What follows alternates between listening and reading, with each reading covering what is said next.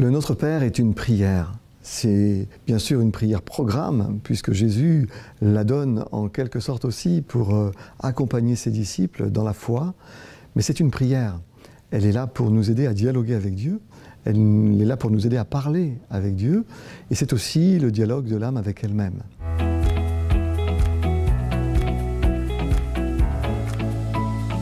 Pasteur Bruno Godelet, bonjour.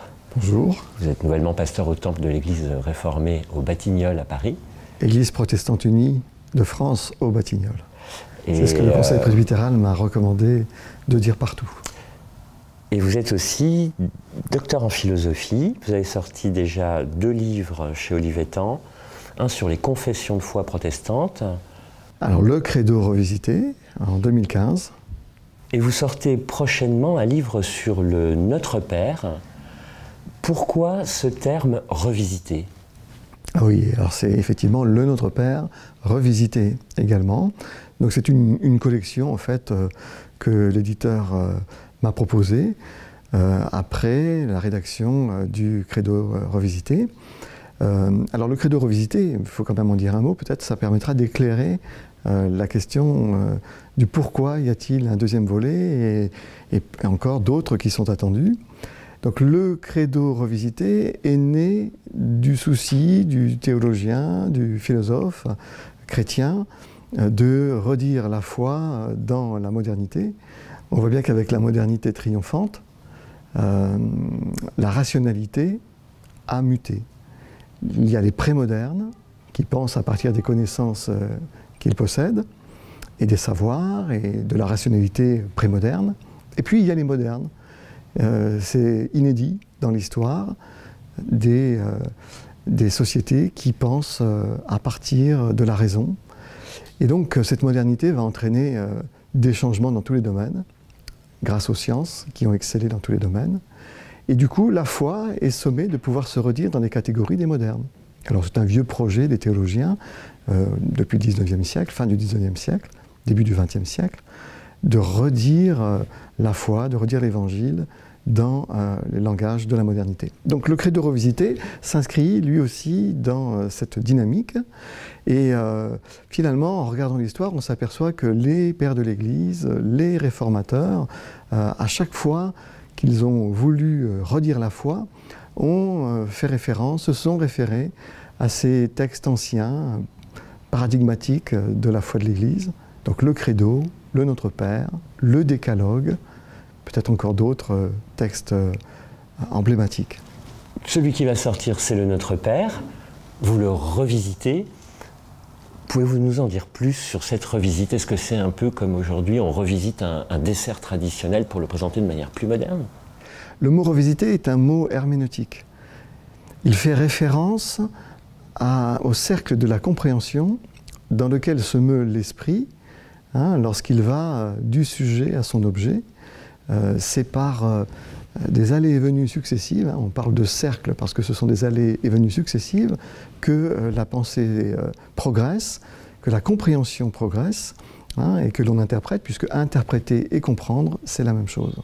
Et donc revisiter, c'est ce que vous faites vous-même, chaque jour, à chaque instant, à chaque seconde, comme M. Jourdain.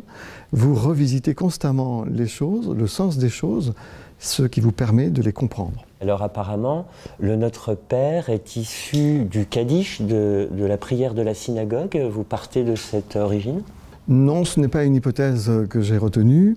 Nous avons le Notre Père qui remonte au premier temps de l'ère chrétienne, avec le rabbi de Nazareth, Jésus. Et puis nous avons le Kaddish dans la forme que nous possédons, qui daterait plutôt du 2e, 3e siècle, dans le mouvement rabbinique. Et donc ce Kaddish a des antériorités, mais nous ne savons pas dans quelle forme il existait avant le 2e siècle, au moins après Jésus-Christ. Ce qui est plus vraisemblable, c'est que le Notre Père, le Kaddish et aussi les Telifa Amina sont des textes nourris par la Torah et par la piété juive. Donc il n'est pas douteux qu'il y ait en fait des airs de famille. Alors venons-en aux sources. Est-ce que la source la plus ancienne, c'est l'évangile de Matthieu ou l'évangile de Luc dans lequel on trouve le Notre Père? Nous avons deux versions du Notre Père, une dans Luc, une dans Matthieu, qui datent respectivement tous les deux des années 80-85, et qui s'appuient l'un et l'autre sur une source, la fameuse source, Quelle, où ils ont trouvé la prière de Jésus. Mais le fait que justement ils la rendent chacun de leur façon montre bien qu'à l'époque, les chrétiens étaient peu soucieux de redire les paroles exactes, chimiquement pures du rabbi de Nazareth. Pour vous, la demande du pain est centrale dans les deux versions du Notre Père. Comment comprenez-vous cela ? Oui, alors effectivement, dans les deux versions que nous avons, 7 demandes du côté de Matthieu, 5 du côté de Luc. Malgré cette différence entre les deux versions, la demande du pain est centrale. Alors, sans doute, y a-t-il un lien avec la symbolique du pain dans toute la Bible, et puis pour les chrétiens aussi un lien avec la scène, le pain qui nourrit. Et donc, nous avons les premières demandes qui orientent le fidèle à demander à ce que Dieu soit au cœur de la vie, que ton nom soit sanctifié, que ton règne vienne. Ce sont des demandes d'engagement. On s'engage à ce que la volonté de Dieu soit au cœur de notre vie, à ce que son règne soit au cœur de notre vie, à ce que son nom soit mis à part de tout le reste. Et puis les dernières demandes, en tout cas dans Matthieu, mais aussi dans Luc, qui en possède moins que dans Matthieu, les dernières demandes sont pour le pardon, pour la vie chrétienne, on va dire, la spiritualité. Et au centre, il y a ce pain qui nous rappelle que nous ne vivons pas de pain seulement, mais aussi de la parole de Dieu. Et précisément, c'est le sens de la manne dans les textes du Premier Testament, dans le Pentateuque. La manne est le symbole de la parole de Dieu qui nourrit. Alors, on trouve ça très très bien dans Deutéronome chapitre 8, par exemple. L'Éternel t'a donné la manne que tu ne connaissais pas, pour que tu saches que l'homme ne vit pas de pain seulement, mais de toute parole qui sort de la bouche de Dieu. Et de même, dans les évangiles, qui reprennent assez fréquemment les symboles du Pentateuque, de l'Exode, nous trouvons la scène qui apparaît comme un pain symbolisant une parole, l'évangile, si bien que manger le pain qui représente le Christ, c'est se nourrir de la parole dont il est porteur, puisque le message et le messager sont identifiés dans le cadre de la scène. Et donc nous avons cette demande centrale qui nous invite à rendre grâce à Dieu pour le pain quotidien, mais qui comporte aussi ce sens de la nourriture spirituelle. Donne-nous aujourd'hui notre pain de ce jour. C'est votre revisite du Notre Père qui sort dans un livre d'édition Olivetan. Pour vous aujourd'hui, le pain reste plus que du pain, au-delà de la référence à la parole de Dieu, à la Sainte Seine, le pain de l'amitié, le pain de la culture. Quelle est cette demande quotidienne pour vous ? Le pain, c'est ce qui nous nourrit. Le pain symbolise tout ce qui peut nous nourrir du coup. Mais dans le cadre du Notre Père, nous sommes plutôt liés sur la logique de la parole de Dieu qui nourrit. Nous sommes vraiment référés à la manne. D'ailleurs, observez que dans les évangiles, Jésus apparaît comme le nouveau Moïse, celui qui conduit le peuple vers une nouvelle terre promise, le royaume des cieux. Les évangélistes décrivent Jésus en référence permanente du livre de l'Exode. Et nous trouvons constamment des communications. Le baptême de Jean-Baptiste renvoie au passage de la mer Rouge. La mer Rouge s'ouvre devant le peuple qui sort de l'esclavage et il est noyé. En quelque sorte, ce passé d'esclavage est noyé et c'est un peuple neuf, ressuscité, qui touche la rive et qui entre en direction de la terre promise. Par contre, Pharaon qui poursuit, lui, est noyé bel et bien. C'est l'image du vieil homme dont parle l'apôtre Paul, qui doit être noyé. Et donc finalement, le baptême renvoie à cette noyade-résurrection de l'Exode, de même que la scène reprend les codes de la manne, et aussi de la Pâque, évidemment. Et puis Jésus est ce nouveau Moïse qui conduit le peuple. Ce Notre Père, alors, qui est la prière des affranchis, des libérés, depuis Moïse jusqu'à Jésus, dites-vous, elle a fait récemment un peu polémique avec la transformation dans le Notre Père par l'Église catholique de la demande « Ne nous soumets pas à la tentation » ou à l'épreuve, qui est devenue « Ne nous laisse pas entrer en tentation ». Quelle formule préférez-vous ? Oui, nos amis catholiques ont corrigé cette demande parce qu'il leur a semblé qu'elle contredisait ce que l'Épître de Jacques déclare au chapitre 1, verset 13, à savoir que Dieu ne tente personne et ne peut être lui-même tenté par le mal. Et donc, on a voulu corriger « ne nous soumets pas à la tentation ». Adoucir. Pour essayer, voilà, d'adoucir peut-être. Sauf que voilà, est-ce que l'exégète doit être conduit dans sa traduction par des préoccupations dogmatiques? Est-ce qu'il doit faire cadrer l'écriture avec la doctrine? Ou bien est-ce que c'est la doctrine qui doit cadrer avec l'écriture? C'est la grande problématique entre catholiques et protestants. Qu'est-ce qui est premier, le sola scriptura, ou la foi définie de l'Église? Alors d'ailleurs, si on regarde dans l'épître de Jacques, on s'aperçoit qu'il utilise le même mot, le mot grec perasmon, qui veut dire tentation, épreuve, test, essai. Et donc, il utilise ce même mot pour dire qu'il faut regarder comme un sujet de joie complète les différentes perasmon que Dieu nous envoie, les différentes épreuves ou les différentes tentations. Parce que finalement, on ne sait pas s'il faut traduire par épreuve ou par tentation. C'est le contexte qui indique cela au traducteur. Et donc, du coup, Jacques déclare au chapitre 1, au tout début du chapitre 1, qu'il faut se réjouir des tentations que Dieu nous envoie. Et au verset 13, 7 versets plus loin, il dit que Dieu ne tente personne. Donc il faut s'entendre. Est-ce qu'il y a une contradiction interne à Jacques, ou est-ce qu'il utilise le même mot pour parler de deux choses différentes? En fait, c'est cela la vérité, c'est cela la bonne solution, c'est que Jacques utilise le même mot, d'un côté, au tout début, pour parler de cette vieille tradition biblique, selon laquelle Dieu met à l'épreuve ses serviteurs pour éprouver leur foi.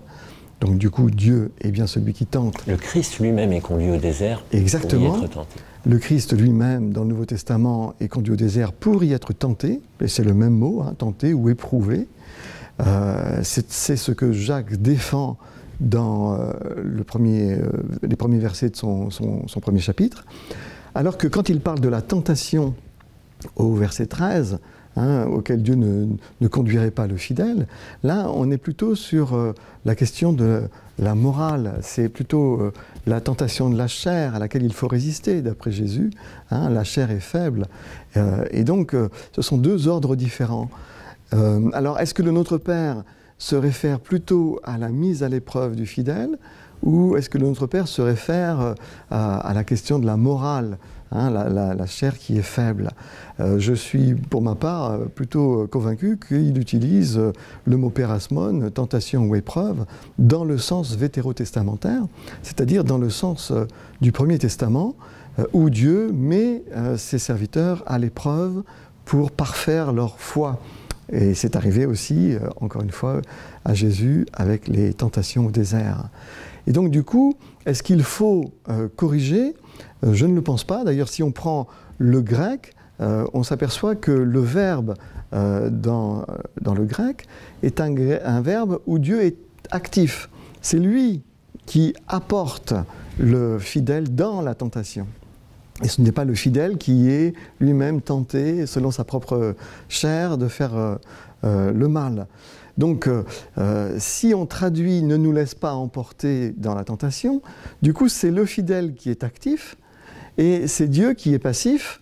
Son rôle ne consiste qu'à empêcher, en quelque sorte, que le fidèle succombe à sa propre convoitise. Ce n'est pas le sens du texte. Le sens du texte, c'est Dieu qui apporte le fidèle dans la tentation, avec l'idée de le mettre à l'épreuve. Donc je suis de ceux qui pensent qu'il faut garder « ne nous soumets pas à la tentation » ou « ne nous soumets pas à l'épreuve », ce qui est assez acceptable avec le sens du texte.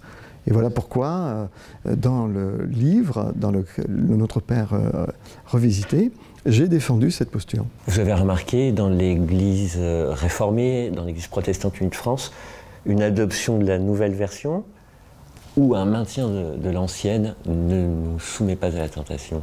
Mais justement, c'est un peu brouillé. Et d'ailleurs, vous observerez, si vous fréquentez un culte, qu'il soit du côté réformé ou luthérien, même parfois catholique, vous observerez que lorsque l'Assemblée déclare le Notre Père, il y a une sorte, tout à coup, de brouillage lorsqu'on arrive à cette demande. Finalement, les gens sont attachés à ce qu'ils ont reçu et aux formes liturgiques qu'ils ont apprises. Et puis, il y a ceux aussi qui sont convaincus qu'il vaut mieux dire les formes anciennes plutôt que la forme nouvelle. En tout cas, c'est une belle confusion. Une dernière question. La doxologie, car c'est à toi qu'appartiennent le règne, la puissance et la gloire, ne se trouve pas en Matthieu. Pourquoi? Est-elle vraiment utile? Oui, elle est utile, bien sûr qu'elle est utile, mais c'est vrai qu'elle n'était pas dans le texte original, d'après les exégètes. Dans le livre, j'ai retracé un peu son histoire. Elle est apparue dans une forme un petit peu différente encore de la forme que nous avons aujourd'hui, dans le texte reçu. Elle a la forme de la didaché, hein, donc qui n'est pas tout à fait complète par rapport à celle qui était inclue. Mais les scribes de Matthieu ont voulu inclure l'usage de la doxologie, qui est un usage juif. Et on sait que Matthieu est un évangile judéo-chrétien, le plus juif des 4 évangiles, et probablement issu d'une communauté et d'un auteur qui se pensait d'ailleurs juif, hein, qui ne se pensait pas à l'extérieur du monde synagogal. Et donc, l'usage de la doxologie est bien connu. On a plusieurs exemples dans l'Ancien Testament. Et on en a aussi un exemple dans la Didaché, qui est aussi un écrit judéo-chrétien, hein, du 1er siècle, oui, fin du 1er siècle. Et donc, du coup, l'usage que l'on avait dans les communautés judéo-chrétiennes s'est répercuté au moment de dire la prière de Jésus.